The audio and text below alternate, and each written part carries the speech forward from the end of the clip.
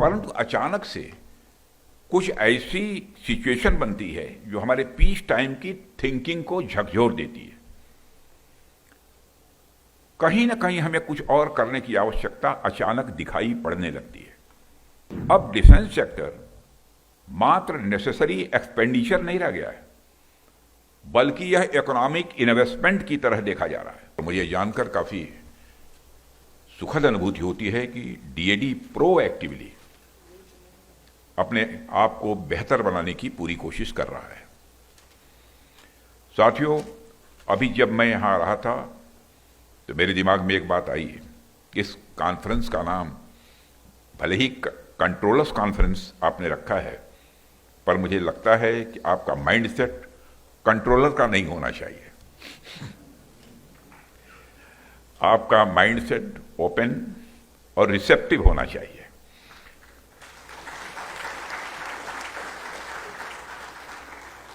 जिससे defence ecosystem में हो रहे चेंजेस को आप सभी स्टेक होल्डर्स के साथ ठीक तरीके से डिस्कस कर सकें और शेयर कर सकें। साथियों, आज जब मैं आपके बीच यहाँ हूँ तो मैं कहना चाहूँगा कि इस तरह के आयोजन हमें एक इंट्रोस्पेक्शन या सेल्फ एनालिसिस करने का भी अवसर देते हैं। इसमें हम सोच सकते हैं कि अब तक हमने क्या अच्छा किया है और आगे हमें क्या करना है।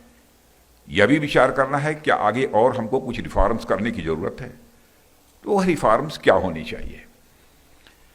आप सब भी शायद इस बात से हमारी सहमत होंगे कि जब हम सब मिलकर बैठते हैं तो अपनी बातें एक दूसरे के साथ शेयर करते हैं, तो उससे हमारी सोच और हमारे दृष्टिकोण का दायरा स्वाभाविक रूप से और अधिक व व्यापक होता है। साथियों, मुझे ऐसा लगता है कि हमारे इस विभाग की जिम्मेदारी सिर्फ कागजों पर हिसाब किताब रखने तक ही सीमित नहीं है, बल्कि हमारे देश के सुरक्षा ढांचे का एक अहम हिस्सा भी है।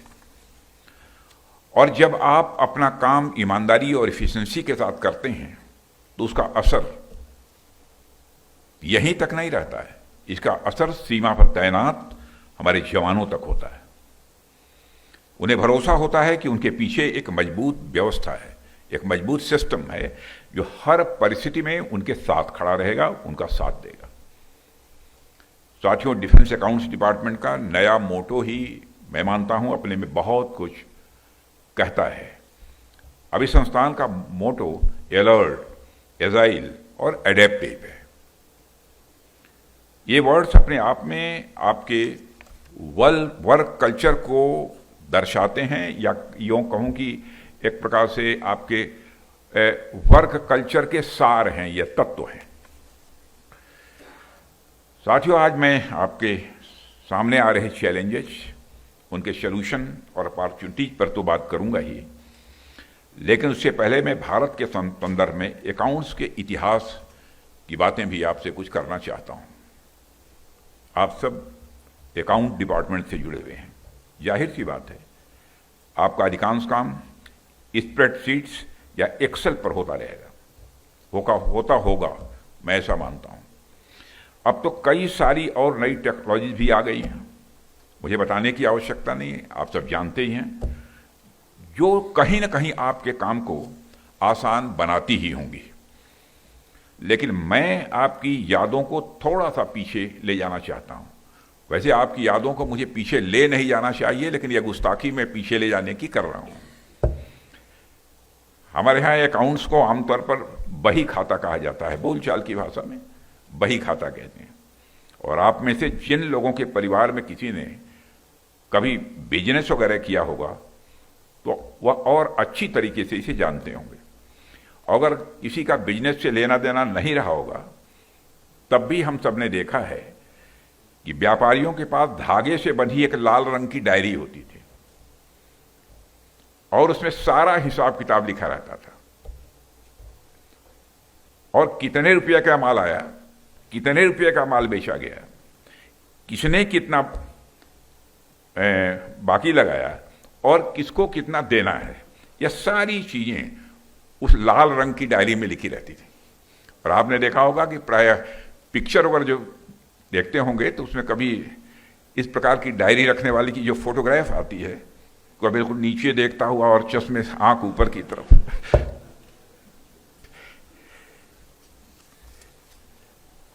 और एक चीज पर आपने ध्यान दिया होगा कि दिवाली जैसे अवसरों पर जब हम माता लक्ष्मी की पूजा करते हैं तो उस समय उस लाल डायरी की भी पूजा की जाती थी। और आज भी कुछ लोग लाल डायरी रखते हैं, भले ही कंप्यूटर का जमाना आ गया, सब कुछ हो गया, लेकिन लाल डायरी की एक अहमियत है, वो शुभ माना जाता है। यह अपने आप में कितनी बड़ी बात है। हमारे लिए अकाउंट्स सिर्फ कर्म ही नहीं है, बल्कि वो हमारे धर्म का हिस्सा है।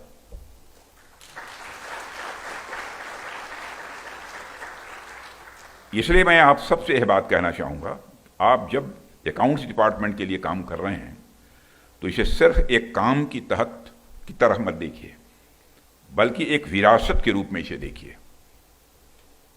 अकाउंट्स भारत का स्वदेशी फ्रेमवर्क है। यह स्वदेशी है, आज से नहीं है, हजारों हजार वर्षों से है। अकाउंट्स भारत के डीएनए में है।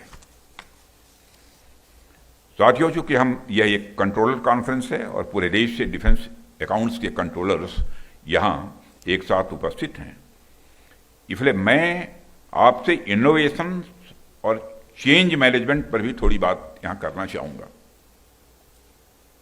किसी भी ऑर्गेनाइजेशन में ट्रांसफॉर्मेटिव रिफॉर्म लाने के दो तरीके प्रायः बताए जाते हैं। कई बार हम देखते हैं कि कई ऑर्गेनाइजेशंस एक्सटर्नल रिपोर्ट के माध्यम से इस कार्य को करते हैं, जिसमें कई बार कंसल्टेंसी फर्म्स की भी इसमें मदद ली जाती है। कई बार कुछ रिटायर्ड सीनियर ऑफिशियल्स को यह जिम्मेदारी भी सौंपी जाती है। और एक अच्छी बात है, इससे कई बार कुछ नए फ्रेश आइडियाज इन संस्थानों में आते हैं और इनकी प्रोडक्टिविटी स्वाभाविक रूप से बढ़ती है, और मैं कहना चाहूंगा निश्चित रूप से बढ़ती है।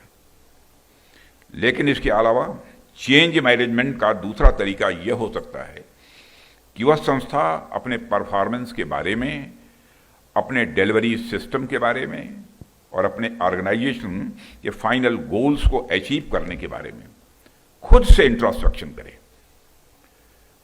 एक ऐसे इंटरनल इवैल्यूएशन का कल्चर बनाएं जिसमें लोग खुद ही अपनी कमियों को पहचानें, खुद ही अपने सिस्टम की इनएफिशिएंसीज पर ध्यान दें और उन्हें ओवरकम करने हेतु क्या किया जा सकता है इस संबंध में विचार करें।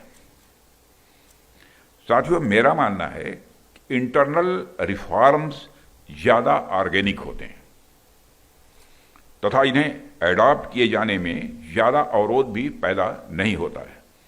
ऐसा इसलिए है कि ये आइडियाज खुद आपकी संस्था के अंदर से आ रहे हैं और इस प्रकार से इंट्रोस्पेक्शन के द्वारा किए गए इंप्रूवमेंट्स पूरी ऑर्गेनाइजेशंस को न सिर्फ डायनेमिक, इफेक्टिव, इनोवेटिव और प्रोफेशनल बनाती हैं, बल्कि पूरी ऑर्गेनाइजेशन को एक लिविंग ऑर्गेनाइजेशंस के रूप में ट्रांसफॉर्म कर लेती हैं। साथियों, आज डिफेंस सेक्टर में जो ट्रांसफॉर्मेटिव चेंजेज हो रहे हैं, थोड़े समय पहले तक ऐसा नहीं था। आज के नए चेंजेज बड़े डायनेमिक और अनसर्टेन भी हैं।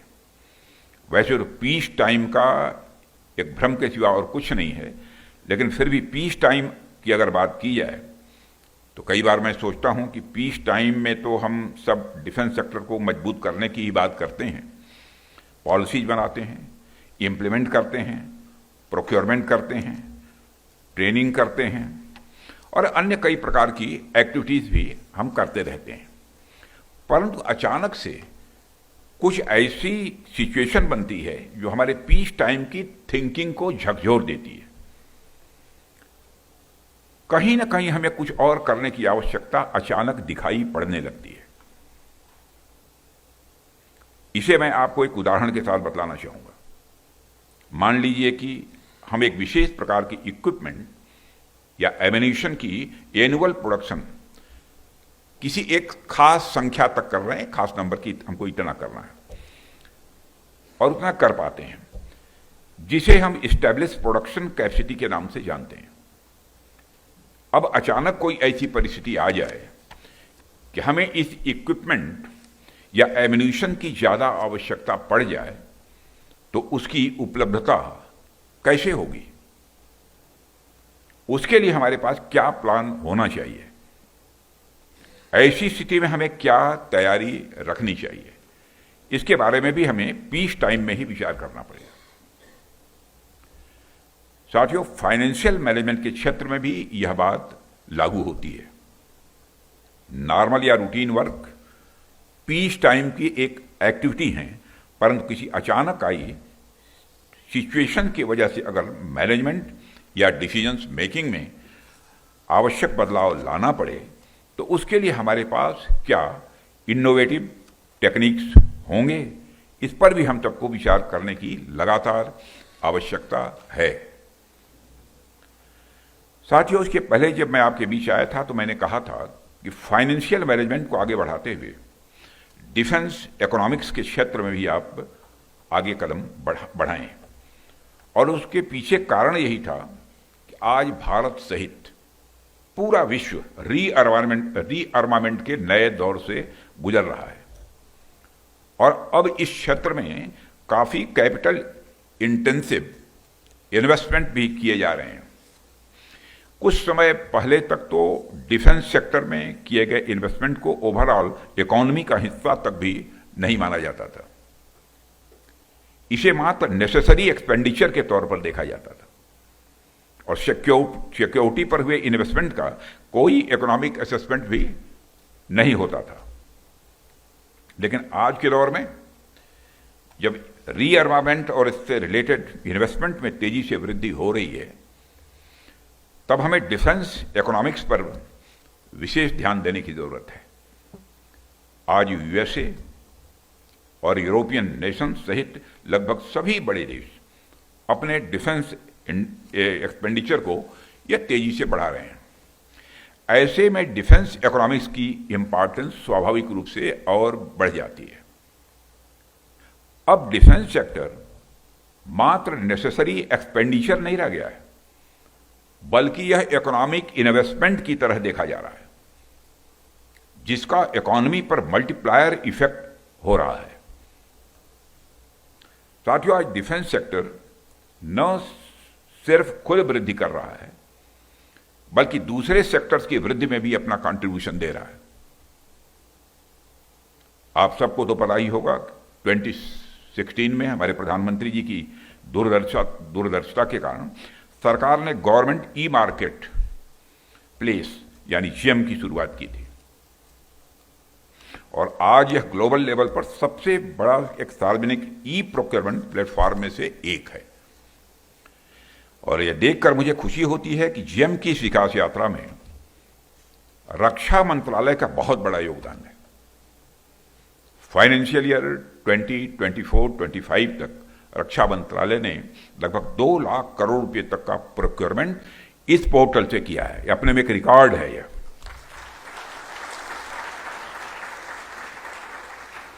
मैं यहां कॉम्पिटेंट फाइनेंशियल अथॉरिटीज और इंटीग्रेटेड फाइनेंशियल एडवाइजर्स समेत सभी स्टेक होल्डर से आग्रह करूंगा, आप सब इस जेम पोर्टल का मैक्सिमम यूटिलाइजेशन करें, ताकि पब्लिक प्रोक्योरमेंट में ट्रांसपेरेंसी और प्रायोरिटी को और बढ़ाया जा सके, तथा प्राइवेट सेक्टर का पार्टिसिपेशन हमारे प्रोक्योरमेंट प्रोसेस में और बढ़े।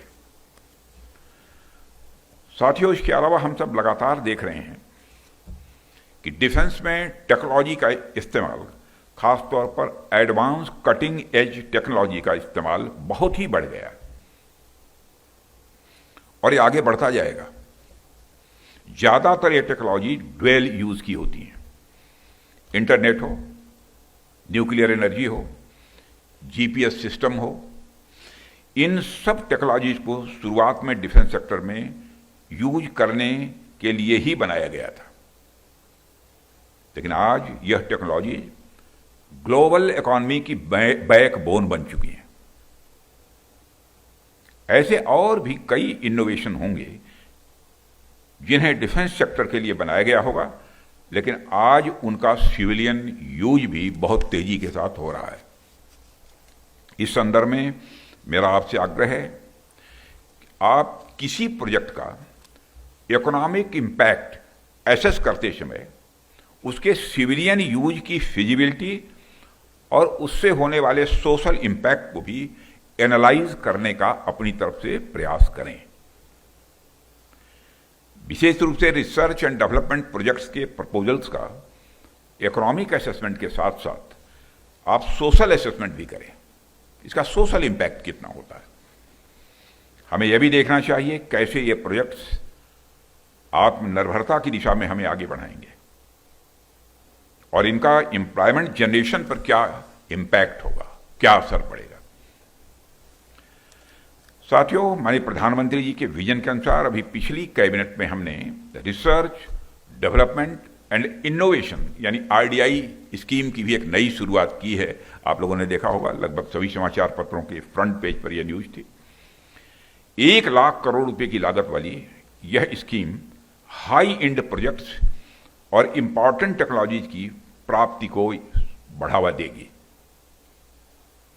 इसमें डिफेंस सेक्टर को भी प्रायोरिटी दी गई है और आपको यह देखना होगा कि इस स्कीम को हम कैसे जल्द से जल्द इफेक्टिवली इंप्लीमेंट कर पाएं और डिफेंस मैन्युफैक्चरिंग कैसे इस रिसर्च एंड डेवलपमेंट प्रोजेक्ट्स को फैसिलिटेट कर पाए। साथियों, इसके अतिरिक्त आपने देखा होगा कि डिफेंस एक्विजिशन काउंसिल ने पहली बार जेम पोर्टल से कैपिटल प्रोक्योरमेंट के लिए भी मंजूरी दे दी है, पहली बार यह। और निश्चित रूप से यह एक स्वागत योग्य कदम है और इससे जुड़ी एक्टिविटीज के लिए भी आपको भविष्य में मैं मानता हूं कि तैयार रहने की जरूरत होगी। साथियों, डिफेंस अकाउंट्स डिपार्टमेंट हमेशा से ही अपने कस्टमर सेंट्रिक अप्रोच के लिए जाना जाता रहा है। सैनिकों और हमारे वेटरन्स का ध्यान रखने की जो जिम्मेदारी आपको दी गई है उसका आपने हमेशा ईमानदारी के साथ आपने निर्वहन किया है। किया है का मतलब यह नहीं कि नहीं कर रहे हैं, किया भी है, कर भी रहे हैं। और इस जिम्मेदारी को प्रभावी ढंग से निभाने के लिए आपने स्पर्श यानी सिस्टम फॉर पेंशन एडमिनिस्ट्रेशन रक्षा नामक एक पूर्णतः डिजिटल और पारदर्शी प्लेटफॉर्म भी डेवलप किया है। और मुझे कहते हुए खुशी होती है कि आज तक लगभग 32 लाख से भी अधिक रक्षा पेंशनरों को इस प्रणाली से जोड़ा जा चुका है। 32 लाख से ज्यादा। लाखों वेटरन्स को करोड़ों की संख्या में धनराशि पेंशन के रूप में भेजी जाती है, लेकिन अभी कुछ इसमें कठिनाइयां हैं, मैं जानता हूं, और उसका निराकरण करने की भी कोशिश की जा रही है। जब मैं अपने वेटरन्स के लिए इस तरह के प्रयास होते हुए देखता हूं तो मेरे जहन में यह आता है कि our strength is not just in the size of our defence budget but in the size of our hearts and in the size of our gratitude for their sacrifice. साथियों, हमारे वेटरन्स ने देश के लिए अपनी जान की बाजी तक लगाई है, इसलिए इनके और इनके परिवार के लोगों के लिए काम करना तो मैं समझता हूं कि हमारा एक सामान्य कार्य नहीं है, यह हमारा धर्म है। ध्यान दीजिए कि मैंने यह कहा कि हमारा धर्म है, यह कोई एहसान या फिर कोई दान नहीं है, यह धर्म है। इसलिए मैं स्पर्श आउटरीच प्रोग्राम के लिए विशेष बधाई देता हूं, क्योंकि इसके माध्यम से आप वेटरन्स की समस्याओं को उनके डोर स्टेप पर जाकर सुलझा रहे हैं। साथियों, इसके अलावा मुझे यह भी जानकारी दी गई है कि डिपार्टमेंट इस समय 2 अन्य महत्वपूर्ण सिस्टम, कॉम्प्रिहेंसिव पे सिस्टम और सेंट्रलाइज्ड डाटाबेस मैनेजमेंट सिस्टम पर भी इस समय काम कर रहा है, जो फिलहाल कंसेप्चुअल स्टेज में है। ये सिस्टम मिलकर एक ऐसा इंटीग्रेटेड इकोसिस्टम तैयार करेंगे जो न केवल डिफेंस पर्सनल के वेतन और डाटा मैनेजमेंट को सिंप्लीफाई करेगा, बल्कि रियल टाइम इनसाइट्स और फास्ट डिसीजन मेकिंग को भी यह संभव बनाएगा। और साथियों, मुझे जानकर खुशी हुई है कि controller general of defence accounts और उनकी team defence finance and economics के क्षेत्र में एक विजन डॉक्यूमेंट और एक रोड मैप निर्धारित करने के लिए पूरी निष्ठा से प्रयासरत है। और मैं उनके इस पहल का स्वागत करता हूं और इसके लिए मैं बधाई भी देता हूं श्री बैंक शर्मा, उनकी पूरी टीम को। अब मेरी अपेक्षा है कि यह प्रयास केवल कागजों तक सीमित न रहे। मैं जानता हूं नहीं रहेगा, मैं कॉन्फिडेंट हूं, लेकिन मुझे कहना चाहिए इसलिए कह रहा हूं, बल्कि इसे निर्धारित, क्योंकि हमारी जिम्मेदारी यह है कि समय समय पर काशस करते रहना, जगाते रहना। कि काम करते करते कभी कभी थकावट भी आ जाती है, आंख बंद होने लगती है। तो कोई ना कोई चाहिए जो कि समय समय पर अलर्ट करता है। और इसलिए मैं कह रहा हूं कि इसको समय सीमा के भीतर इंप्लीमेंट करने की बात, ताकि यदि कहीं कोई अवरोध उत्पन्न होता है तो समय रहते हुए कोर्स करेक्शन भी संभव हो पाए। और मुझे पूरा विश्वास है कि डिपार्टमेंट अपनी डिजिटल ट्रांसफॉर्मेशन स्ट्रेटजी को एक प्रभावी और तेज डिसीजन सपोर्ट मैकेनिज्म के साथ अच्छी तरह अलाइन करेगा, जिससे एफिशिएंसी, ट्रांसपेरेंसी और रेस्पॉन्सिवनेस तीनों में वृद्धि देखने को मिलेगी।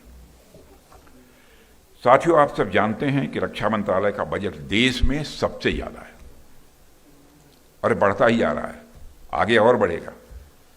देश की क्या बात की जाएगा, अगर आप रक्षा मंत्रालय का बजट देखें, दुनिया के कई देशों की जीडीपी तक भी इतनी नहीं है।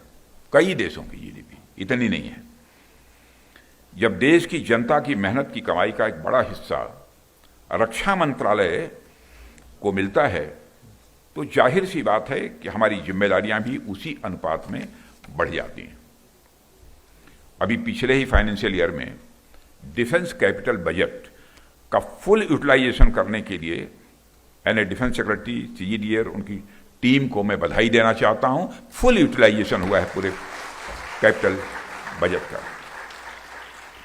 साथ ही मैं उम्मीद भी करता हूं कि आप कैपिटल एक्सपेंडिचर को लगातार मॉनिटर करते रहेंगे और आगे भी इसका फुल यूटिलाइजेशन करने में निश्चित रूप से हमको कामयाबी मिलेगी, ऐसा मेरा पक्का विश्वास है। साथियों, आज जब आप सब इतने बड़े मंत्रालय के इतने बड़े बजट को संभाल रहे हैं, तो मैं ये कहना चाहूंगा कि हमारा दृष्टिकोण केवल फाइनेंशियल ग्रोथ पर ही केंद्रित न रहे, बल्कि हमें इफेक्टिव ग्रोथ और एफिशिएंसी लेड ग्रोथ की ओर भी ध्यान देना होगा।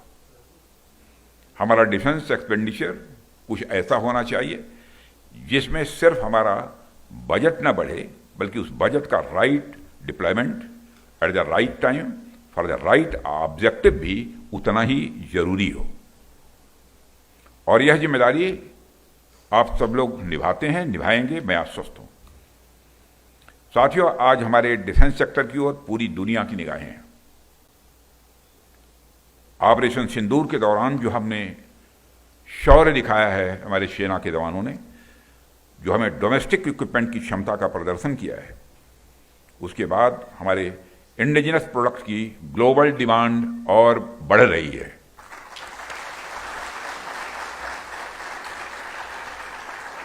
कुछ समय पहले मैं Stockholm International Peace Research Institute की एक रिपोर्ट पढ़ रहा था।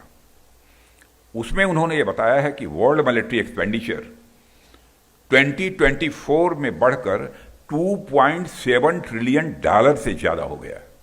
2.7 ट्रिलियन डॉलर से ज्यादा हो गया। सोचिए, इतना बड़ा मार्केट हम लोगों का इंतजार कर रहा है,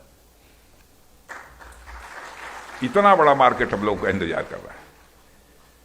और हमारी डिफेंस इंडस्ट्री के सामने अब अपार संभावनाएं।